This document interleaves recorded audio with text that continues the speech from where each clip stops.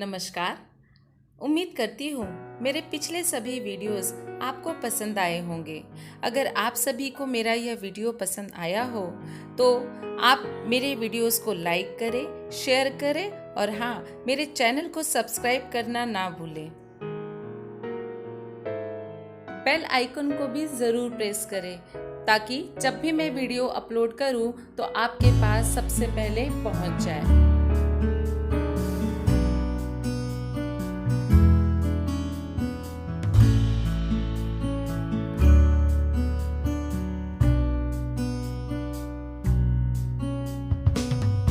नया टॉपिक पढ़ेंगे। आज का टॉपिक है रस। जी हाँ, आज हम व्याकरण विभाग का रस पढ़ना प्रारंभ करेंगे। तो चलिए ज़्यादा समय न लेते हुए हम रस पढ़ना प्रारंभ करते हैं। पहले हम यह समझ लेते हैं कि रस का अर्थ क्या है। रस जो है वो बहुत आसानी से समझा जा सकता है। रस का तात्पर्य क्या होता है? आनंद। जैसे कि आपको मैं बता दूं, इसमें विभाव, स्थायी भाव, संचारी भाव और अनुभाव, अगर आपने ये चारों चीज़ों को जान लिया तो आप रस बहुत आसानी से समझ सकते हैं। उदाहरण के तौर पे जैसे मैं आपको बताती हूँ कि आप किसी भूत की पिक्चर देखने के लिए गए। अब वो जो भूत की पिक्चर आप देखने के लिए गए वो विभाव है। इसके बाद अब भूत की पिक्चर देखने के बाद आप डर गए, यानी डरने के बाद आप भयभीत हो गए हैं, तो ये क्या है? आपका स्थायी भाव। उसके बाद आप भूत की पिक्चर देखे, फिर डर गए और आपको थोड़ा भय लगने लगा। इसके बाद में आपने क्या किया? ये सोचना प्रारंभ किया कि मैं ये पिक्चर क्यों देखने आया। तो ये क्या हो गया? आपका संचारी भाव। अब इसके बाद में अब आपने भूत की पिक्चर देखी, आप डर गए, फिर आप सोचने लगे। सोचने के बाद आपके शरीर ने क्या क्रिया किया, आपके शरीर ने क्या प्रतिक्रिया दिया, ये है अनुभाव। बस रस में अगर हमने ये सारे चार चीज़ जान लिए तो हम सारे रस का ज्ञान प्राप्त कर सकते हैं और रस हमें बड़े आसानी से समझ में आ जाएगा। तो चलिए ज़्यादा समय ना लेते हुए हम रस को पढ़ना प्रारंभ करते हैं। लेकिन उसके पहले एक विशेष सूचना देना चाहूँगी कि मैंने यहाँ पर 12वीं कक्षा पर आधारित जो रस परीक्षा में पूछे जाएंगे, मैंने उतना ही रस लिया है। 11वीं कक्षा का जब पाठ्यक्रम में प्रारंभ करूंगी तो उसमें 11वीं कक्षा के आधार पर रस को बनाऊंगी। अभी केवल मैंने 12वीं कक्षा में जो रस को पूछा जाएगा उन्हीं का पीपीटी मैंने इसके अंतर्गत बनाया है, जिससे 12वीं कक्षा के छात्रों को कोई कन्फ्यूज़न ना हो। जितने रस यहाँ पर आपको बताए जाएंगे उतने ही रस जो है 12वीं कक्षा की परीक्षा में पूछे जाएंगे। उसके अलावा आपको 12वीं कक्षा में कोई भी रस नहीं पूछा जाएगा। तो आइए सबसे पहले हम ये देख लेते हैं कि रस क्या होता है। रस का शाब्दिक अर्थ है आनंद। जैसे जब कोई कविता पढ़ते हैं या हम कोई एक रोमांटिक मूवी देखते हैं, हमें आनंद महसूस होता है, तो ये सारी चीज़ क्या है? रस है। काव्य को पढ़ने या सुनने से जिस आनंद की अनुभूति होती है उसे रस कहा जाता है। कहते हैं कि जैसे आप कोई कविता पढ़ते हो, आप कोई साहित्य पढ़ते हो, अगर कविता बहुत अच्छी होती है और हमारे मन को छू लेने वाली होती है, उसे सुनकर हमें जो आनंद महसूस होता है, हमारा मन जो पूरी तरह से उसमें रम जाता है, वो क्या है? आप क्या कर रहे हो?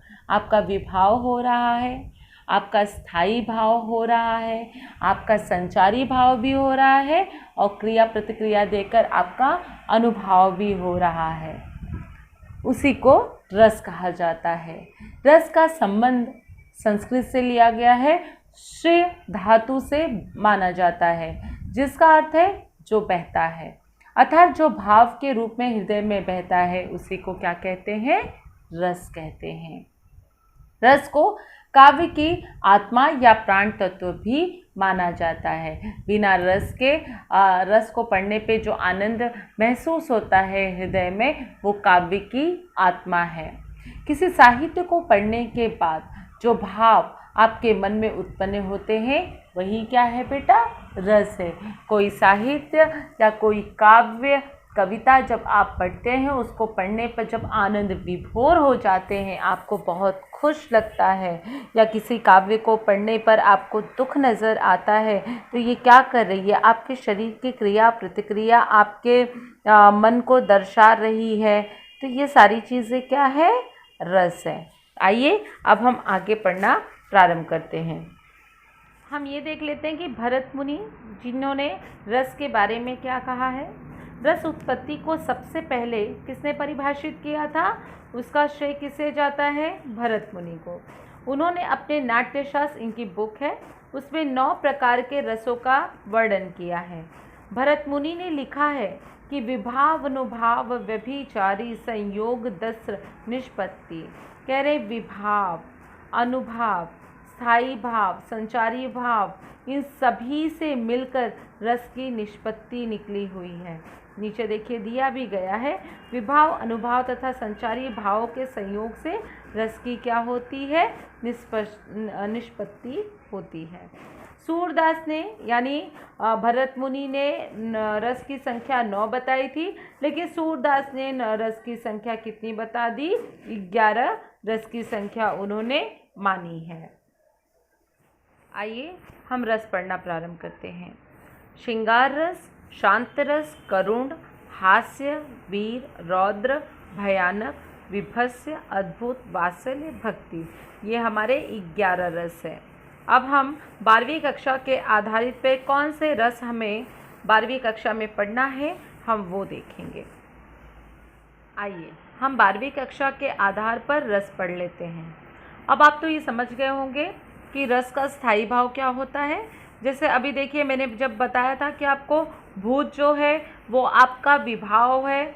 इसके बाद में भूत की पिक्चर देखने पे जो आपको महसूस हुआ, आपको लगा, यानी आपको क्या लगा? डर लगा, तो डर आपका स्थायी भाव हो गया।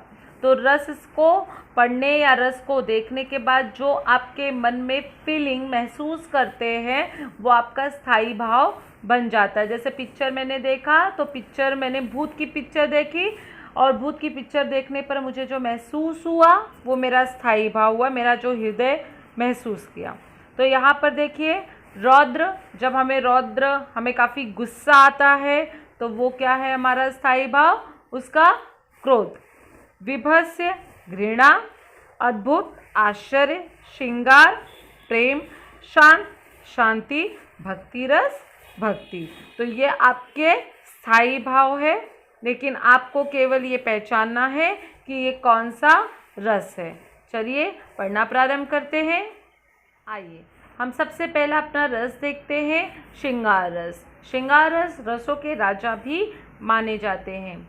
अब ध्यान दीजिएगा, जब आपको परीक्षा में पूछा जाएगा तो आपको स्थायी भाव नहीं लिखना है, केवल आपको पंक्ति पहचाननी है कि इसका स्थायी भाव क्या हो सकता है। आपको केवल वहाँ लिखना है श्रृंगार रस, या अगर आएगा विभत्स्य रस का उदाहरण दिया होगा तो विभत्स्य रस, या अद्भुत रस का उदाहरण दिया होगा तो अद्भुत रस, शांत रस का उदाहरण दिया होगा तो शांत रस, भक्ति रस का उदाहरण दिया होगा तो भक्ति रस। बस इतना ही लिखना है, आपको किसी का स्थायी भाव लिखने की आवश्यकता नहीं है, केवल पंक्ति को पहचान कर आपको रस लिखना है। आइए अब हम पहले श्रृंगार रस को देख लेते हैं कि हम श्रृंगार रस को किस प्रकार से पहचान सकते हैं। श्रृंगार रस में परिणत हो जाता है श्रृंगार का अवलंबन विभाव नायक नायिका या प्रेमी प्रेमिका है। उद्दीपन विभाव नायक नायिका की परस्पर चेष्टाएं, उद्यायन, लता कुंज आदि। अनुभाव अनुराग पूर्वक स्पष्ट अवलोकन, आलिंगन, रोमांच, स्वेद आदि। उग्रता, मरण और जुगुप्सा को छोड़कर अन्य सभी संचारी भाव श्रृंगार रस के अंतर्गत आते हैं। श्रृंगार रस में सुखद एवं दुखद दोनों प्रकार की अनुभूतियाँ होती है। इस आपको पीपीटी में ये बताया गया है कि श्रृंगार रस 2 प्रकार के होते हैं, एक संयोग श्रृंगार रस होता है, एक वियोग श्रृंगार रस।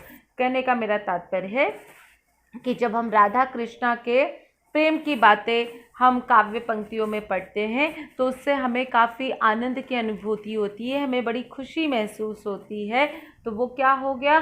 संयोग रस के अंतर्गत आ गया।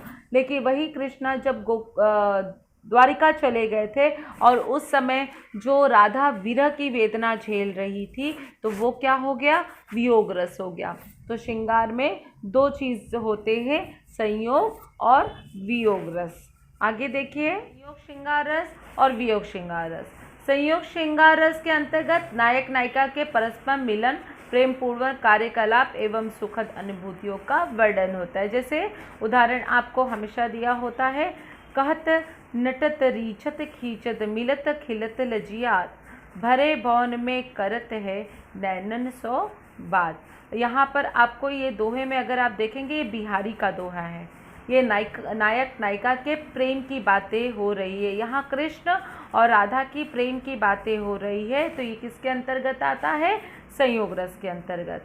और वियोग रस के अंतर्गत क्या होता है, विपल्लव श्रृंगार भी इसे कहते हैं। वियोग श्रृंगार वहाँ होता है जहाँ नायक नायिका के परस्पर उत्कृष्ट प्रेम होने के बाद भी उनका मिलन नहीं हो पाता। हमारे अंतर्गत विरह से व्यवस्थित नायक नायिका के मनोभाव को व्यक्त किया जाता है। कहने का तात्पर्य है कि पंक्ति को अब देखिए, पंक्ति आपके समक्ष दी गई तो आप अच्छे से समझ सकते हैं। अति मलिन विषभानु कुमारी, हरि ऋषभ जल संतन तनु भीजे, ता लालत ना धुआवती सारी, मधुबन तुम कत रहत हरे, विरह वियोग श्याम सुंदर ठाई क्यों न जरे। अब इस प्रस्तुत आप पद में देख रहे हैं कि सूरदास जिसने कृष्ण के वियोग में राधा के मन के भाव को, उनके दुख को वर्णन किया गया है। तो यहाँ क्या हो गया, वियोग रस। लेकिन आपको अगर पंक्ति दी जाएगी तो आपको वो बस पढ़कर आपको लिखना है। वहाँ संयोग रस और संयोग श्रृंगार रस और वियोग श्रृंगार रस नहीं लिखना है। आपको केवल क्या लिखना है, अगर आपको काव्य की पंक्ति पढ़कर लग रहा है कि इसमें दुख, राधा और कृष्ण के दुख की बात या किसी के दुख की बात की चर्चा की गई है, तो वहाँ केवल आपको श्रृंगार रस लिखना है। और अगर प्रेम की पंक्ति दी गई है या प्रेम के बारे में बात की गई है, भगवान के बारे में बात की गई है, राधा कृष्ण के प्रेम के बारे में बात की गई है, तो ये किसके अंतर्गत आया, संयोग श्रृंगार रस। लेकिन आपको वहाँ नहीं लिखना है संयोग श्रृंगार रस, आपको केवल इतना लिखना है श्रृंगार रस। तो अब आशा करती हूँ कि आप ये श्रृंगार रस बहुत अच्छे से समझ पाए होंगे। आइए श्रृंगार रस का उदाहरण देख लेते हैं तो आप बहुत अच्छे से समझ जाएंगे। देखिए उदाहरण, जैसे राम के रूप निहारती जानकी, कंगन के नग की परछाई, याते सब सुधि फूल गई, कर टेकी रही पल टारत नाही। अब यहाँ आप देख रहे हो कि राम जो है उनके रूप को जानकी अपने कंगन जो है, कंगन में जो मणि लगी होती है, नग जिसे हम कहते हैं, उसकी परछाई वो देखती हैं और अपने सुध बुध सब कुछ भूल जाती हैं, उन्हें कुछ याद नहीं रहता है। तो यहाँ क्या है, राम उनके साथ में नहीं है, उनकी छवि को देख रही है। तो ये किसके अंदर आता है, वियोग श्रृंगार रस के अंतर्गत। लेकिन जब परीक्षा में पूछा जाएगा तो आपको केवल यहाँ क्या लिखना है, श्रृंगार रस। अब दूसरा देखिए, हमने उदाहरण पहले भी देख लिया था कि कहत नटत खीजत रीछत खीजत मिलत खिलत लजियात, भरे भवन में करत है नैनु ही सौ बात। तो यहाँ क्या हुआ है, राधा और कृष्ण के प्रेम की बातें की गई है। तो ये किसके अंतर आया, संयोग श्रृंगार रस के अंतर्गत। लेकिन परीक्षा में हमें क्या लिखना है, सिर्फ श्रृंगार रस लिखना है। तो आशा करती हूँ श्रृंगार रस आप बहुत अच्छे से समझ। अब हम रौद्र रस को किस प्रकार से पहचानेंगे, हम ये देख लेते हैं। जैसे क्रोध भाव को व्यंजित करने वाला अगला रौद्र रस है। शास्त्र के अनुसार सहृदय में वासना में विद्यमान क्रोध रस नामक स्थायी भाव के अपने अनुरूप विभाव, अनुभाव और संचारी भाव के संयोग से जब अभिव्यक्त होकर आस्वाद का रूप धारण कर लेता है, तब उसे रौद्र कहा जाता है। वस्तुतः जहाँ विरोध, अपमान या उपकार के कारण प्रतिशोध की भावना क्रोध उपजती है, वही रौद्र रस साकार होता है। अतः अपराधी व्यक्ति शत्रु, विपक्षी और दुराचारी रौद्र का आलंबन हो। कहने का तात्पर्य है कि काव्य की पंक्ति को पढ़कर अगर आपको गुस्सा आता है, क्रोध आता है, तो ये किसके अंतर्गत आता है? रौद्र रस के अंतर्गत। कहने का ये कह रहे हैं कि अगर आपका विभाव यानी आपकी जो पंक्ति दी गई है उस पंक्ति को पढ़ने के बाद में आपका स्थायी भाव क्या होता है, आपको गुस्सा आ रहा है, आपको क्रोध आ रहा है, और क्रोध आने के बाद में आप क्या सोच रहे हैं, सोचने के बाद आपकी शरीर क्या प्रतिक्रियाएं कर रही है, तो ये सारी चीज़ों को लेकर किसके अंतर्गत आता है? रौद्र रस के अंतर्गत। तो काव्य की पंक्ति पर निर्भर है कि काव्य की पंक्ति पढ़ने पर आपको किस रस की अनुभूति होती है। रौद्र रस को हम और किस प्रकार से अच्छी तरह से समझ सकते हैं? जैसे देखिए कि क्या होता है कि लोग निंदा करते हैं, कठोर बातें कहते हैं, कड़वी बातें कहते हैं, अपमान करते हैं, तो ये सारी चीज़ों को सुनकर हमें गुस्सा आ जाता है, हमें क्रोध आ जाता है। तो यही रौद्र रस है। गुस्सा आने पे हमारी आंखें क्या करने लगती है? आंखें हमारी लाल होने लगती है, होठ फड़फड़ाने लगते हैं, भौहें जो है वो ऊपर हो जाती है, दांत पीसने लगते हैं, हम शत्रुओं को ललकारने लगते हैं, कभी कभी हम अस्त्र शस्त्र चलाने लगते हैं। ये सारी चीज़ें हमारे शरीर में क्रियाएं करती रहती हैं। तो ये क्या है? आपका ये अनुभाव है। फिर क्या हुआ? उससे मोह हुआ, उग्रता हुआ, स्मृति, हम याद करने लगे, भावेश में आने लगे कि हमारे साथ में इसने ऐसा क्यों किया। ये सब क्या हो गया? संचारी भाव हो गया। तो ये सारी चीज़ों से आप देख सकते हो, आप समझ सकते हो कि किस प्रकार से ये सारी चीज़ें उत्पन्न हो रही है। अब जैसे कि हम आगे उदाहरण देखेंगे कि जिसमें कृष्ण के वचनों को सुनकर अर्जुन के क्रोध भाव को व्यक्त किया गया है। तो आइए देखिए उदाहरण हम देखते हैं कैसे। जैसे देखिए आप रौद्र रस आपको दिखाई दे रहा है, ठीक है, तो इसके उदाहरण हम देखकर ही समझते हैं तो हमें बहुत अच्छे से समझ में आएगा कि श्री कृष्ण के वचन सुन अर्जुन क्रोध से जलने लगे, सब शोक अपना भूल कर करतल युग में मलने लगे। श्री कृष्ण के बातों को सुनकर जो अर्जुन थे वो गुस्से से जलने लगे, काफ़ी क्रोधित हो गए, उनकी आंखें लाल हो गई, भौहें ऊपर हो गए। ये सारी चीज़ें गुस्से के कारण होने लगा। दूसरा देखिए, कहा कैकेयी ने सक्रोध, दूर हट निर्बोध, द्विजुए रस में विषमत घोल। तो ये भी क्या हुआ? रौद्र रस हुआ। तो इसको ये पंक्ति पढ़कर हमको क्या हुआ? गुस्सा आना। आइए अब हम ये देखते हैं कि विभत्स रस को हम किस प्रकार से पहचान सकते हैं। अभी विभत्स रस में क्या होता है? घृणा है। तो यहाँ पर आपको बता रहे कि घृणा के भाव को प्रकट करने वाला रस है। आचार्य यानी विद्वान क्या मानते थे कि जब घृणा या जुगुप्सा का भाव अपने अनुरूप आलंबन, उद्दीपन एवं संचारी भाव के संयोग से आस्वाद का रूप धारण कर लेता है तो इसे विभत्स रस कहा जाता है। घृणास्पद व्यक्ति या वस्तुएं इसका आलंबन है। घृणित चेष्टाएं एवं ऐसी वस्तुओं की स्मृति उद्दीपन विभाव है। झुकना, मुंह फेरना, आंखें मूंद लेना इनके अनुभाव है। जबकि इसके अंतर्गत मोह, अपस्मार, आवेद, व्याधि, मरण, मूर्छा आदि क्या है? संचारी भाव। यानी जो विभाव होता है घृणा को देखकर हम किस प्रकार से अस्थायी भाव लगा सकते हैं और उसके बाद हम क्या सोचते हैं और हमारे शरीर की क्या प्रतिक्रियाएं होती हैं, इन सारी चीज़ों का आप ध्यान से निरीक्षण। विभत्स रस के उदाहरण से हम समझ लेते हैं कि विभत्स रस को किस प्रकार से पहचान सकते हैं। अभी जैसे आप देख रहे हो कि सिर पर बैठो काग, आँखी दो खात, खिजही जिबही सियार अतही उर आनंद धारत, गिद्ध जांग के मांस खोदी खोदी खात उचारत। हमें अब ये पंक्ति सुनकर ही कितना घृणा लग रहा है कि ये मांस क्या खोद खोद के गिद्ध खा रहा है, सियार कैसे खा रहा है, कैसा आनंद ले रहा है मांस को खाकर। तो ये सारी चीज़ें क्या हमें हमारे हृदय में घृणा उत्पन्न कर रही है।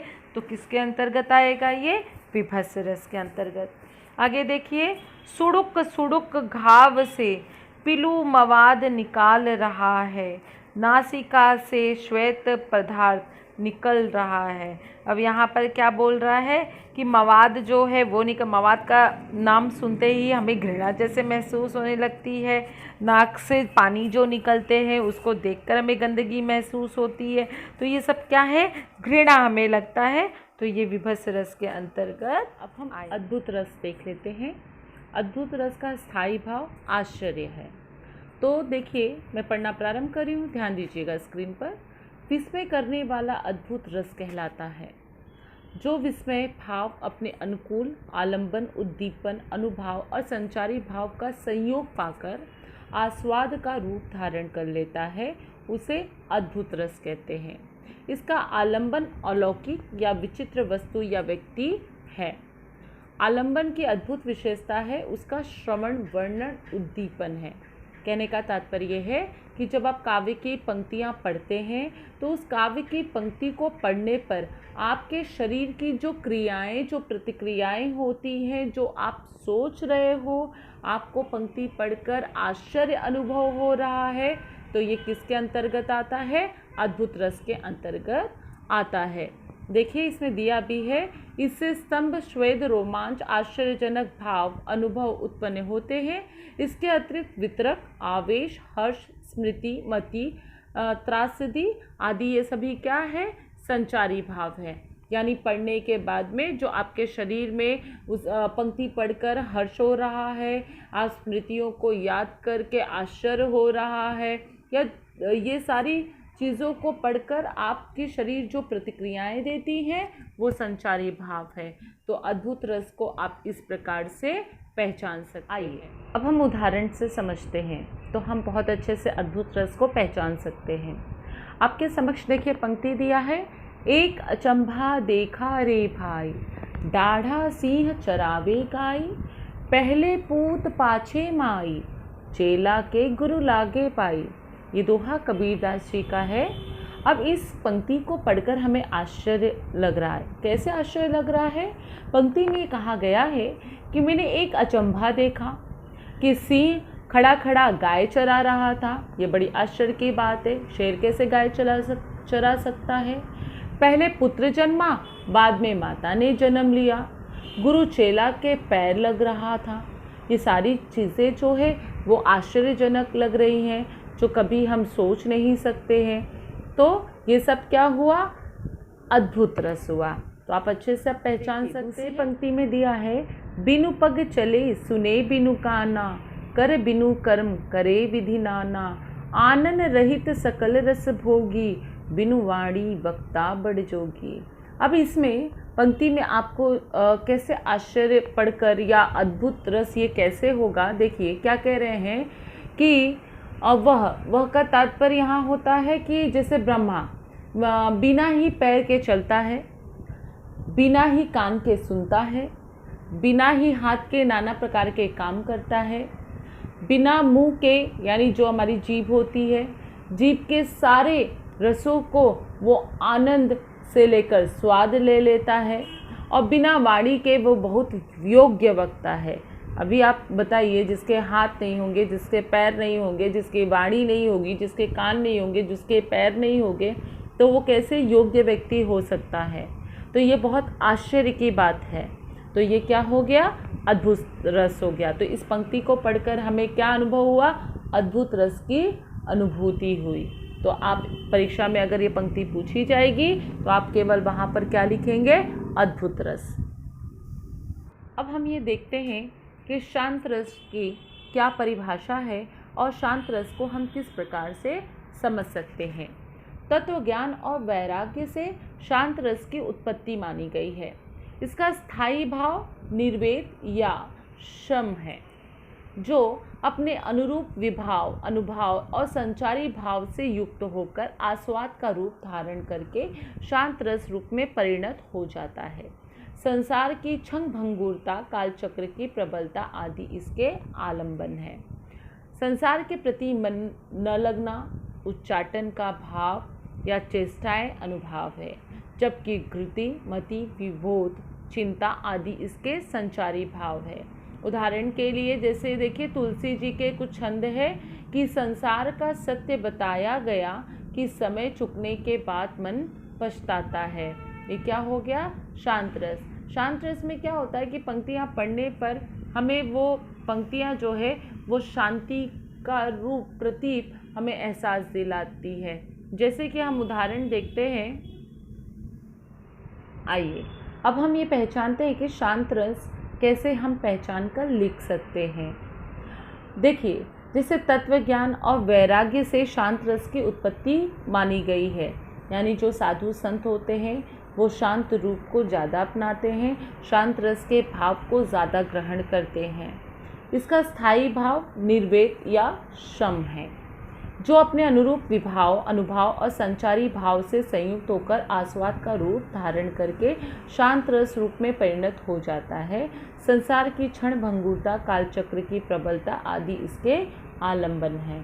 कहने का तात्पर्य है कि संसार के प्रति उदासीनता का जो भाव वर्णन किया जाता है वही शांत रस में होता है। तो जैसे संसार में उदास है, उनके भाव, उनके हृदय की जो महसूस हो रही है उसे किस प्रकार से दर्शाया जाए, तो ये शांत रस है। इसका स्थायी भाव क्या आता है बच्चों? निर्वेद आता है। अब यहाँ पर इसे कैसे हम समझ सकते हैं, कैसे जान सकते हैं, ये सारी चीज़ों को हम देख सकते हैं। तुलसी का देखिए आपके समक्ष मैंने एक छंद लिया है जिसमें ये बताया है कि संसार के सच्चाई को बताया है कि समय चुकने के बाद मन पछताता है। तुलसीदास जी कहते हैं कि समय रहते अगर हम काम कर लेते थे तो शायद हम अपनी गलतियों का एहसास नहीं करते, लेकिन समय बीत जाने के बाद में अगर हम कार्य को प्रारंभ करते हैं तो काफ़ी समय हो जाता है और इसके कारण हमारा मन जो है वो काफ़ी पछताने लगता है। तो हम शांत रस में यही सारी चीज़ों को, उनकी पंक्तियों को पढ़कर हम महसूस करेंगे। देखिए, शांत रस में क्या है कि इसका अगर आप आलंबन देखेंगे, इसका विभाव देखेंगे तो इसमें परमात्मा, चिंता एवं संसार की क्षणभंगुरता, ये सारी चीज़ों का हमें एहसास दिलाता है। इसका स्थायी भाव जो है वो निर्वेद है। और अगर आप देखेंगे जैसे सत्संग, तीर्थस्थलों की यात्रा, शास्त्रों का अनुशीलन, ये सारी चीज़ें जो है शांत रस में बेटा आती है। अब इसका आप एहसास कैसे करोगे? ये पूरे शरीर में, यानी जो पंक्तियाँ होती है या कोई प्रवचन कहता है तो आप देखते हो जैसे बाबा लोगों की प्रवचन जब हम सुनते हैं तो ये पूरे शरीर में रोमांच भर देता है। कभी कभी इनके प्रवचन को सुनने पे हमारे आंखों में अश्रु तक आ जाते हैं और हमारी जो शरीर यानी संचारी भाव है, हमारी शरीर क्या प्रतिक्रियाएं करने लगती है, हमारे जो मन है वो सारी चीज़ें सोचने लगती हैं और शरीर उस अनुसार क्रियाएं करने लगती है। तो जब आपको काव्य की पंक्ति पढ़कर ऐसा कुछ अनुभव हो तो आप सीधा सीधा वहाँ पर शांत रस लिख दें। शांत रस का उदाहरण देख लेते हैं और किस प्रकार से हम इसे पहचान सकते हैं।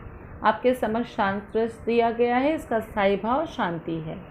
माला फेरत जुग भया, गया न मन का फेर, कर मन का डारिके, मन का फेर। ये आपको पंक्ति याद होगी, हमने अलंकार में भी पढ़ा था। अब देखिए यहाँ पर इसका तात्पर्य ये है कि कोई व्यक्ति लंबे समय तक हाथ में लेकर मोती की माला तो घुमाता है पर उसके मन का भाव नहीं बदलता, उसके मन की हलचल शांत नहीं होती। ये कबीर जी का दोहा है बच्चों। तो कबीर की ऐसी व्यक्ति को सलाह है कि हाथ की माला फेरना छोड़कर मन के मोतियों को बदलो, उसे परिवर्तित करो, उसे प्रभु के स्मरण में लगा दो। तो अब ये क्या है? ये हम शांति की बातें कर रहे हैं कि जो भी तुम्हारे जीवन में हुआ है वो सारी चीज़ों को छोड़कर तुम ईश्वर के प्रति अपनी आस्था को लगाओ, ईश्वर में अपनी आस्था विद्यमान करो। तो ये क्या हो गया? शांत रस हुआ। हम दूसरे उदाहरण से समझते हैं। माटी कहे कुम्हार से, तू क्या रौंदे मोहे, एक दिन ऐसा आएगा मैं रौंदूंगी तुम्हें। अब आप देख रहे हैं कि इस पंक्ति में ये कहा जा रहा है कि माटी कुम्हार से कहता है कि तुम मुझे क्या रौंदते हो, एक दिन ऐसा आएगा जब तुम्हारा विनाश हो जाएगा, तुम भी माटी में मिल जाओगे, मैं तब तुम्हें रौंदूंगी। अब इसमें क्या बता रहा है कि समय के अनुसार सभी के दिनमान आते हैं। कभी कुम्हार का दिन आया है तो कभी माटी का दिन आएगा।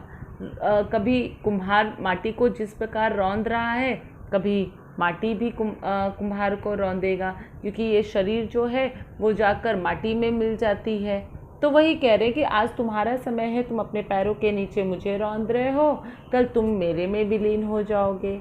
तो ये सारी चीज़ों को बताया जा रहा है, वो भी बहुत शांति तरीके से, इसीलिए ये शांत रस है। अब देखिए आपके समक्ष भक्ति रस है। भक्ति रस का स्थायी भाव है दास। मुख्य रूप से 10 प्रकार के ये माने जाते हैं, लेकिन हमें इसमें ज़्यादा विस्तृत रूप से चर्चा नहीं करनी। केवल परीक्षा के योग से हमें जो पढ़ना है हम उसके बारे में ही केवल चर्चा करेंगे। परंतु हमारे आचार्यों द्वारा इस रस को स्वीकार किया गया है। पहले इसके बारे में काफ़ी मतभेद था कि इसे रस नहीं माना जाए, लेकिन बाद में आचार्यों के कहने से कि नहीं, रसों की संख्या जो है वो 11 मानी जाती है। सूरदास ने भी इस बात के प्रति अपना मत रखा, तो भक्ति रस को भी शामिल किया गया। इस रस में प्रभु की भक्ति होती है, उनके गुणगान को हम पंक्तियों के माध्यम के द्वारा देख सकते हैं। तो चलिए उदाहरण के माध्यम से हम इसे देख सकते हैं। अभी जैसे दिया है, तू दयालु दीन हो, तू दानी हो भिखारी, हो प्रसिद्ध पाति की, तू पाप पुंज के हारी। अब आप इस पंक्ति को देखकर ही समझ गए होंगे, पढ़ के ही समझ गए कि एक भक्त जो है वो ईश्वर के सामने बोलता है, तुम तो दयालु हो, तुम तो दानवीर हो, मैं तो भिखारी हूँ। मेरी क्या औकात है, मेरी क्या प्रसिद्धि है, मेरा क्या पताका है। तुम ही पाप पुण्य के निर्धार करने वाले, तुम्हें यहाँ पर उद्धार करने वाले तुम ही हो, तुम ही तारनहार हो। तो यहाँ पर क्या है, भक्ति के रूप में पूरी तरह से रम गए हैं, इसीलिए ये पंक्ति क्या हुई, भक्ति रस। तो आपको अगर पंक्ति परीक्षा में पूछी जाएगी तो आप इसी प्रकार से केवल क्या लिख देंगे, भक्ति। चलिए दूसरी पंक्ति हम देखते हैं कि इसमें क्या बताया है। रामदर्शी नाम तिहारो, सोई पार करो, इक नदिया इक नार कहावत, मैलो नीर भरो, इक लोहा पूजा में राखत, इक घर बंधीक परो, सो दुविधा पारस नहीं जानत, कंचन करत खरो। ये क्या है, भक्ति रस है। अब इस पंक्ति को पढ़ने पर हम ये देख रहे हैं कि एक लोहा पूजा में रखा जाता है, एक लोहा छुरी यानी कसाई के घर में पड़ा होता है। पारस भेद नहीं जानता है और दोनों अपना स्पर्श होने का सच्चाई नहीं समझते हैं। पारस को ये नहीं पता है कि इसे स्पर्श करने से ये सोना बना देता है। एक नदी जो है वो एक नाला में प्रवाहित होती है जिसमें गंदा पानी भरा होता है और दोनों जाकर गंगा जी में मिल जाती हैं। तब उनका पानी एक रूप जैसा हो जाता है और गंगा का नाम पड़ जाता है। तो ये सारी चीज़ें जो है ये इस पंक्ति में बताई गई है और भक्ति में पूरी तरह से ईश्वर के प्रति रम दिया गया है। कह रहे हैं कि मनुष्य फिर क्यों भेदभाव करते हैं, तो ये किसके अंतर्गत आया, भक्ति रस के अंतर्गत। तो अब मैं उम्मीद करती हूँ कि आपने रस को बहुत अच्छी तरह से समझ लिया होगा। आशा करती हूँ कि आपने सभी रसों को बहुत अच्छी तरह से समझ लिया होगा। अगर फिर भी कोई दुविधा है तो आप मुझे कमेंट बॉक्स में लिखकर ज़रूर बताइएगा। आपके सभी समस्या का समाधान। मैं डॉक्टर निशा मिश्रा, आपकी हिंदी टीचर, आपसे इस वीडियो में अलविदा लेती हूँ। अगर मेरा वीडियो आपको पसंद आए तो लाइक करिए, शेयर करिए, सब्सक्राइब करिए। तब तक जय भारत, जय हिंद, स्वस्थ रहें, मस्त रहें।